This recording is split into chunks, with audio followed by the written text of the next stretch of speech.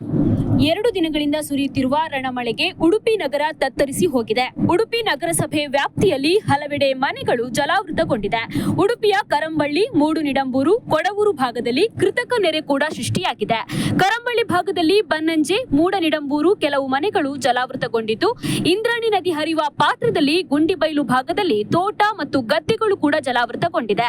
ಕರಂಬಳ್ಳಿ ವೆಂಕಟರಮಣ ಲೇಔಟ್ನ ಹಲವು ಮನೆಗಳು ಜಲಾವೃತಗೊಂಡಿರುವ ಬಗ್ಗೆ ವರದಿಯಾಗಿದೆ. ಭಾರಿ ಮಳೆಯಿಂದ ನಗರದಲ್ಲಿನ ಮಳೆ ನೀರು ತೋಡು ತುಂಬಿ ಹರಿತಾ ಇದ್ದು, ಇದರಿಂದ ಈ ಪರಿಸರದ 10 ಮನೆಗಳು ಜಲಾವೃತಗೊಳ್ಳುವ ಆತಂಕ ಕೂಡ ಎದುರಾಗಿದೆ. ಹಲವೆಡೆ ಮಕ್ಕಳು ಶಾಲೆಗೆ ತೆರಳಲು ಪರದಾಡುವಂತಹ ಪರಿಸ್ಥಿತಿ ನಿರ್ಮಾಣವಾಗಿದೆ. ರಸ್ತೆ ಕೂಡ ಜಲಾವೃತಗೊಂಡಿರೋದ್ರಿಂದ ವಾಹನ ಸಂಚಾರಕ್ಕೂ ಅಡ್ಡಿಯಾಗ್ತಾ ಇದೆ.